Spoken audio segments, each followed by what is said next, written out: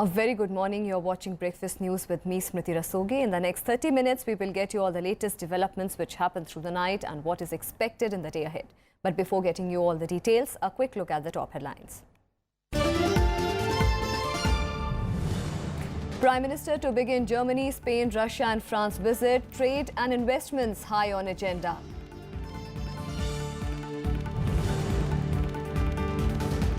NIA summons two Kashmiri separatist leaders to Delhi, probe in case relating to terror funding.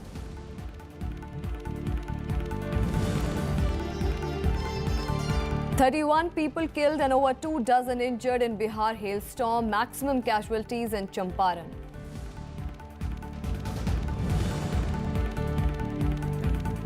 North Korea launches another ballistic missile. It appears to have landed in Japan's economic zone. And world number 1 Angelique Kerber's shock exit from French Open. She loses in round 1.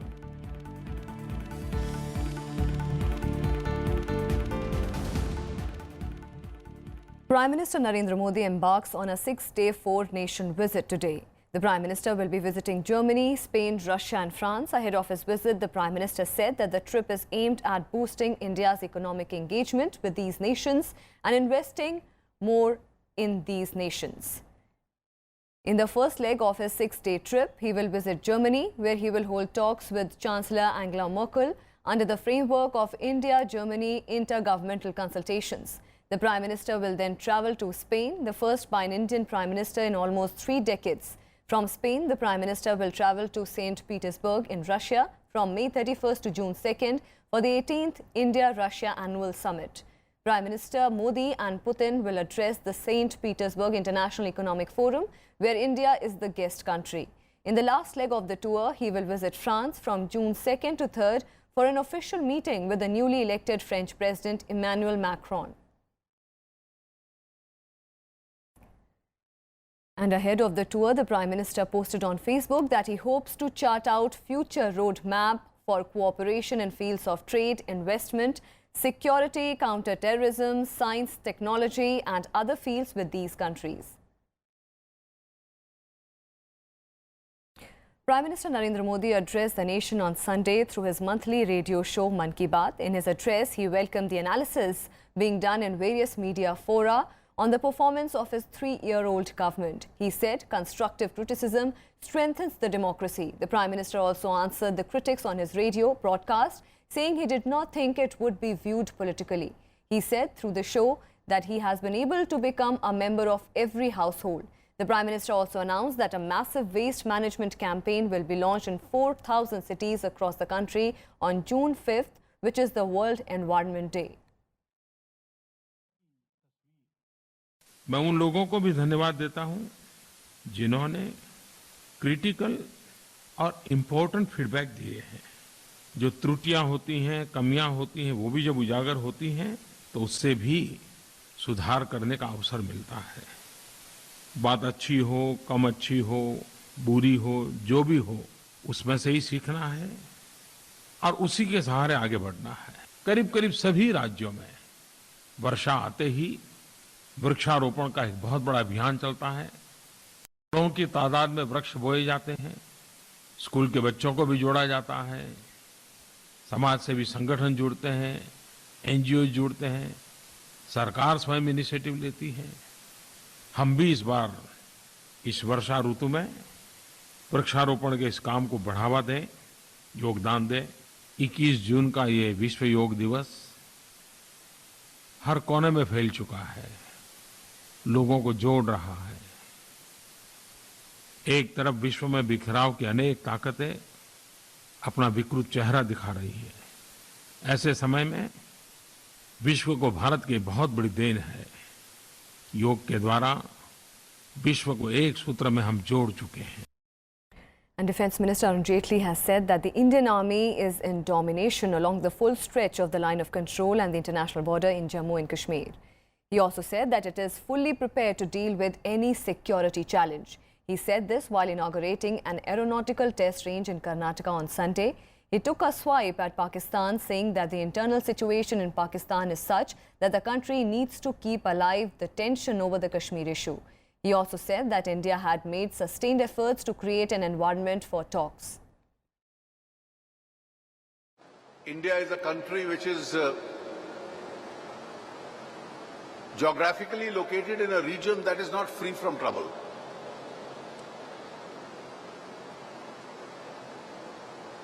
We have a neighbor who for almost 7 decades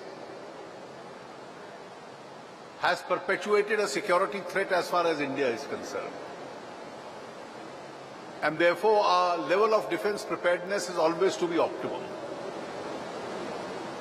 Their capacity and various other allied facilities which have been created here will go a long way in helping us in many areas of life.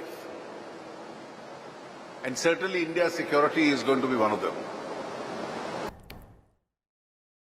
And commenting on the ongoing conflict in Kashmir, Army Chief General Bipin Rawat has said that the Indian Army is facing a dirty war in the state. His statement comes amid the recent incident where an army officer used a human shield to deter the stone pelters. In his interview to the PTI, Rawat said that the main objective of awarding Major Litul Gogoi was to boost the morale of the young officers who are operating in a very difficult environment in the militancy-infested state. He emphasized that the armed forces have the right to self-defense. Talking about the complexity of the security challenge in the state, he suggested it would have been easier for the armed forces if the protesters were firing weapons instead of throwing stones.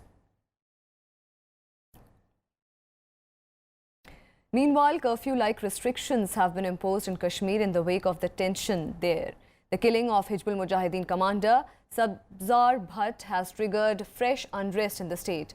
Bhatt was buried on Sunday morning at his native Ratsuna area in Tral, where hundreds of people had gathered. Chairmen of both factions of Hurriyat Conference and JKLF chief Yasin Malik have called for a march to Tral on Tuesday in protest against the killing. Malik was arrested from his residence in Srinagar on Sunday, while Gilani and Mirwais were under house detention. However, barring a few incidents of stone pelting in Pulwama, Kulgam, Shopian and Sopore, the situation across the valley remained peaceful. Section 144 have been imposed in Budgam and Ganderbal districts. The authorities suspended mobile internet services in the valley as a precautionary measure. Meanwhile, the incident has triggered political upheaval, with the opposition Congress alleging that the centre has failed to tackle the situation in the valley. Former Jammu and Kashmir Chief Minister Farooq Abdullah has called for immediate imposition of governance rule in the state. Meanwhile, BJP President Amit Shah has ruled out any dialogue on Kashmir issue until stone pelting ends. The National Investigation Agency has summoned 2 Kashmiri separatist leaders to its headquarters in Delhi today. This is in connection with a case related to the funding of terror and subversive activities in Jammu and Kashmir. Farooq Ahmad Dar and Javed Ahmed Baba of Tehreek-e-Hurriyat have been asked to appear before the probe team. They had been questioned for 4 consecutive days earlier this month. The questioning comes after the Central Probe Agency formed in the wake of 26/11 Mumbai attacks named Pakistan-based Lashkar-e-Taiba chief Hafiz Saeed, hardline Kashmiri separatist leader Saeed Ali Shah Gilani and Jammu National Front chairman Naeem Khan in a preliminary inquiry. The case is based on a sting operation aired on a news channel in which Khan was purportedly shown confessing to receiving money from Pakistan-based terror groups through Hawala channels. Dar and Baba, who are also named in the preliminary inquiry, will be again questioned for their alleged involvement in raising, collecting and transferring funds for terror funding in Kashmir, as well as fueling unrest and promoting stone pelting in the valley. On to some more developments. The Central Board of Secondary Education on Sunday announced the result of Class 12th examinations. Girls outshone boys by a margin of over 9%, even while the overall pass percentage dropped by over 1%. The pass percentage for girls is 87.50, while for boys it is 78%. Noida girl Raksha Gopal emerged nationwide topper in the exams with 99.6%, while the second position was bagged by Chandigarh's Bhumi Sawant, who scored 99.4%. Mannat Luthra and Aditya Jain, also from Chandigarh, jointly bagged the third rank with 99.2% in the commerce section. HRD Minister Prakash Javadekar spoke to the toppers and congratulated them on their performance. This year, over 10,000 students scored 95% or above, while 63,247 students scored more than 90%. The CBSE, however, has also opened a helpline number for counselling of its students' post results. I congratulate all the students who have succeeded in CBSE board exam and as well as other state board exams, because success gives you more strength and a confidence. But at the same time, I also call upon my students who could not succeed. The defeat is not final unless we keep trying. Today, I called for first three number students, Raksha Gopal, Bhumi Samant, Mannat Luthra and Aditya Jain. And I was so happy. They are from diverse branches, arts, commerce, science. HRD Minister Prakash Javadekar has denied his ministry was intervening in the ongoing moderation policy row. He said that any change should not be abruptly implemented in the middle of the academic session. Moderation policy refers to a practice in which students get extra marks in subjects regarded unusually difficult or if there have been differences in the sets of question papers. In an interview to the PTI, the minister said that the matter is an academic call which the CBSE needs to take. His comments came against the backdrop of an order by the Delhi High Court directing the CBSE to continue with the moderation policy. It was scrapped last month after CBSE, along with other boards, formed a consensus on the issue. Earlier, there were reports that the CBSE is considering to challenge the court's order but was advised against it. While CBSE declares its results for Class 12th examinations on Sunday, after following the moderation policy, there is no clarity about the fate of the state boards which announced their results prior to the court order.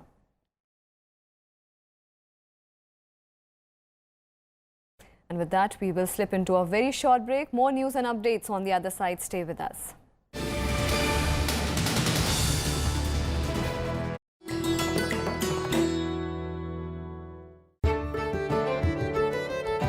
Rajya ki Baoli, located in Mehroli, is considered the most ornamental of Baolis in the national capital. It was built by Daulat Khan during the reign of Sikandar Lodhi in 1516. Rajon refers to masons who used it. The entire structure is subterranean, so only the topmost story is visible as the visitor approaches. Walk towards its steps and each lower level slowly reveals itself. The top floor has a row of arched niches. There are 3 levels going down with 66 steps. The Baoli complex has a 12-pillar tomb and a mosque with plaster decoration on it. Carved brackets support the chhajja below the parapet.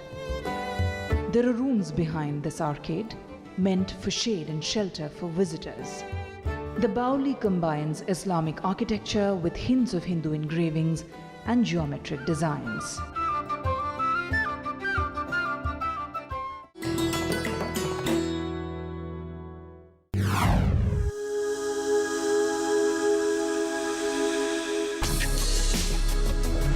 Tales that inspire. Stories of social change. A salute to diversity. Promoting public discourse. Events that motivate. Inspiring the innovative spirit. Watch Rajya Sabha television documentaries.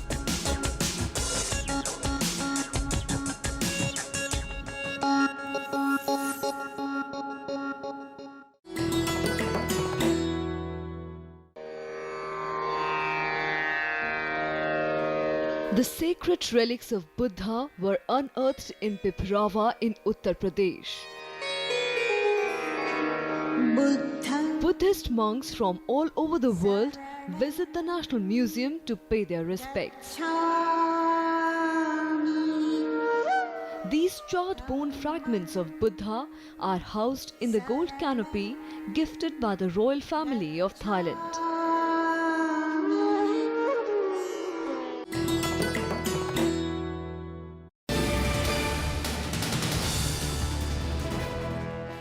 Welcome back. At least 31 persons were killed in separate incidents of lightning strike and wall collapse caused by squall in Bihar on Sunday. As many as 18 persons were killed after lightning struck them across 8 districts in the state. As per the Disaster Management Department, 5 persons were killed in separate incidents of wall collapse during the storm speed of 50 to 70 kilometers per hour in West Champaran district. Of the 18 persons killed, 5 persons were killed in East Champaran, 4 in Jamui, 1 in West Champaran, 2 each in Munger, Bhagalpur and Madhepura, and 1 each in Vaishali and Samastipur districts.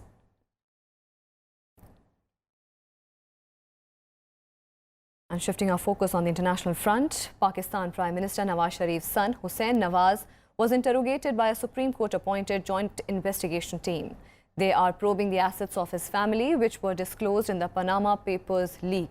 Hussain was accompanied by his lawyer for the proceedings, but the joint investigation team objected to his presence. Later, he faced the team alone and his questioning went on for about 2 hours. Earlier, Hussain Nawaz had already raised questions about the impartiality of the 2 members whom he termed as biased. In an application to the Supreme Court, he has asked for an appropriate action against those members. The court will hear the petition today and Hussain will appear before the 3-member bench of the Apex Court. Earlier, on 22nd of May, the joint investigation team had submitted an initial report before the Supreme Court and was asked to complete its probe in 60 days.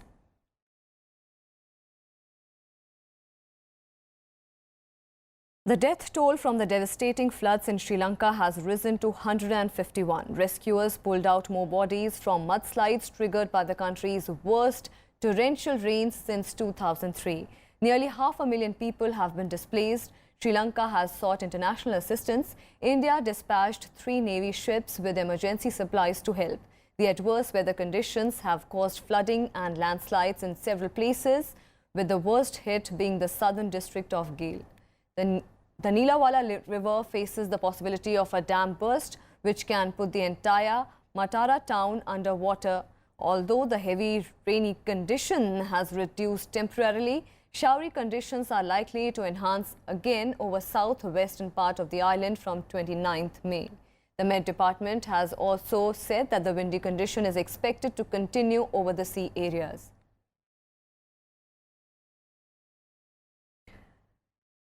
North Korea has fired a ballistic missile from its east coast. According to the South Korea's military, the missile was fired from the region of Wonsan in an easterly direction into the Sea of Japan. As per the US Pacific Command, the short-range missile flew for 6 minutes before landing in the Sea of Japan. Meanwhile, the White House said that President Donald Trump had been briefed on the launch. South Korea's new president, Moon Jae-in, ordered a meeting of the National Security Council to assess the launch. Japan lodged a protest against the missile launch, which appeared to have landed in Japan's economic zone. Japanese Prime Minister Shinzo Abe condemned the launch and vowed action along with other nations to deter Pyongyang's repeated provocations. 北朝鮮が国際社会の度重なる警告を無視して挑発を続けていることは断じて許すことはできません。北朝鮮に対して厳重に抗議いたしました。今回の弾道ミサイルの発射は航空機や船舶の安全確保の観点から極めて問題のある行為であるとともに安保理決議等への明白な違反であります。我が国としてはこのような北朝鮮による度重なる And British intelligence agency MI5 is to hold an inquiry into the way it dealt with the warnings from the public that the Manchester suicide bomber Salman Abedi was a potential threat. MI5 was reportedly warned about its US counterpart that Salman Abedi was planning an attack on the UK soil 3 months before his suicide bombing that killed 22 people at Manchester Arena.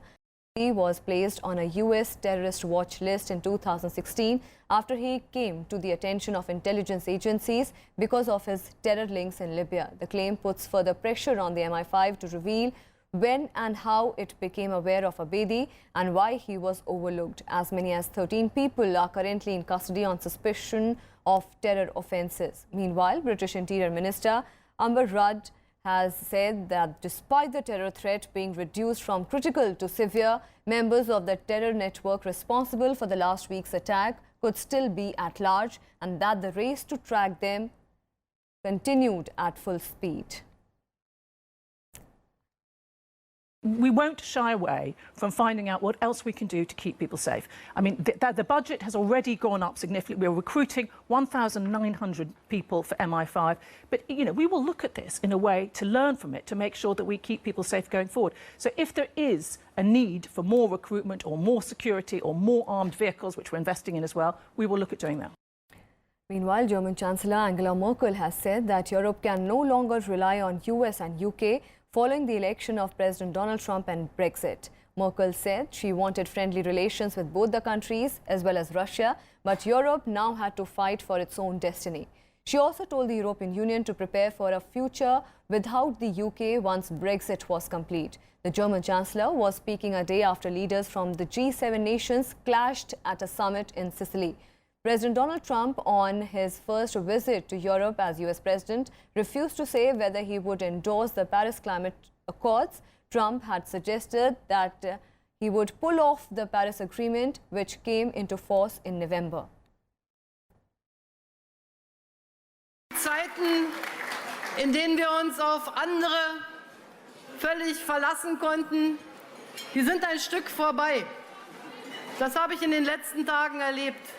Und deshalb kann ich nur sagen, wir Europäer müssen unser Schicksal wirklich in unsere eigene Hand nehmen. Natürlich in Freundschaft mit den Vereinigten Staaten von Amerika, in Freundschaft mit Großbritannien, in guter Nachbarschaft, wo immer das geht, auch mit Russland, auch mit anderen Ländern. Aber wir müssen wissen. On to sports news. It was India's first warm-up fixture in the lead-up to the Champions Trophy. The defending champions defeated New Zealand by 45 runs on the Duckworth-Lewis method after rain stopped play. Comeback player Mohammad Shami along with Bhuvneshwar Kumar shared bulk of the spoils to dismiss New Zealand for a meager 189 in 38.4 overs. In reply, India were 129 for 3 in 26 overs when rain stopped play, but they were comfortably ahead of the Kiwis as per the Duckworth-Lewis par score of 84 after 26 overs.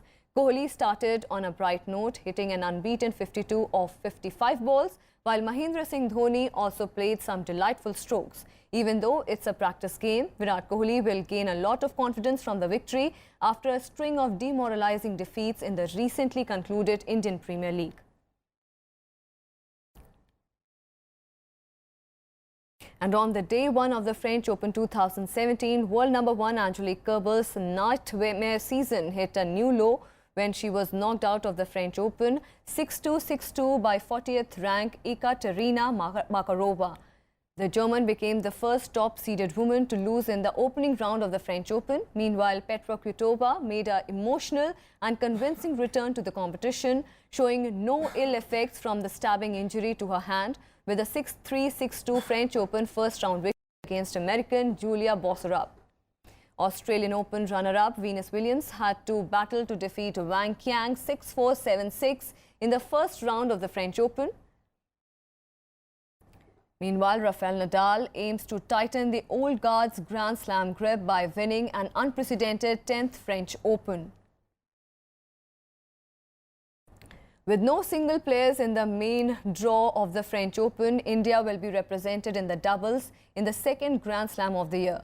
Leander Paes, Rohan Bopanna, Sania Mirza and a pair of Divic Sharan and Purav Raja will be playing on the clay courts at Roland Garros. Leander Paes will continue his partnership with American Scott Lipsky. Rohan Bopanna and his partner Pablo Cuevas are pitted against the French pair of Matthias and Pock Henry Matthew in the opener. While in the women's doubles, Sania Mirza and Yaroslava Shvedova of Kazakhstan are up against Diara Gavrilova and Anastasia. And let's get you some more action from the world of sports in Sports Beat.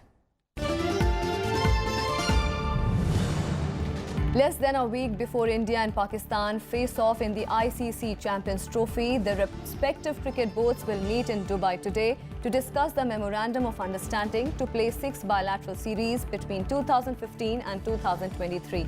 Political tensions between the two resulted in the Indian government's refusal to allow the team to play the proposed series in 2015.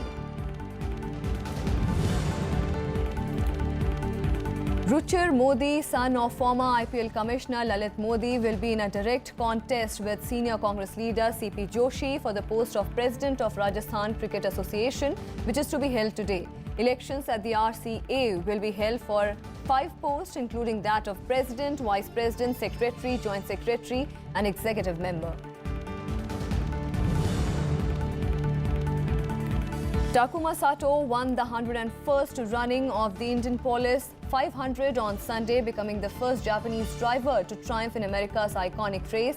Fernando Alonso's adventure, however, ended in familiar frustration. The 35-year-old Alonso led 27 laps before a blown Honda engine ended his day 20 laps shy of the finish line. Francesco Totti bid an emotional farewell to Roma after a remarkable 25-season career with his hometown club. He ensured a 3-2 win over Girona in Serie A that secured a spot in the Champions League for the club. Totti made his debut as a 16-year-old in 1993. In all, he made 786 appearances, scoring 307 goals, including 250 in Serie A. And before we wrap up, Swedish satire, The Square, a send-up of political correctness and the confused identity of the modern male, beats stiff competition to win the top prize, the Palme d'Or, at the Cannes Film Festival on Sunday. BPM, which is Beats Per Minute, a French movie about AIDS awareness campaigners in the 1980s, had been the favorite for the award but had to settle for second place, taking the grand prize of the jury. Nicole Kidman, who starred alongside Colin Farrell, was awarded a special prize, collecting the jury's 70th anniversary award. However, Best Actress went to Diane Kruger for her performance in the German film In the Fade. Here are some snapshots from the Cannes Film Festival. You picture this as we take your leave.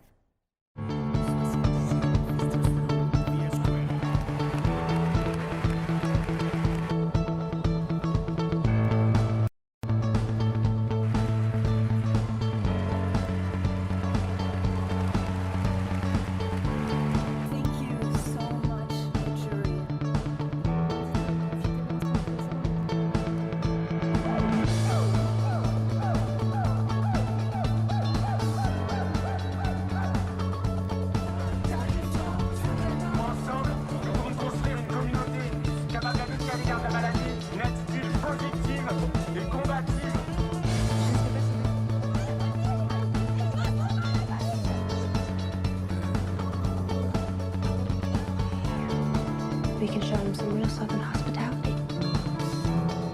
Compliment Bernie's stay has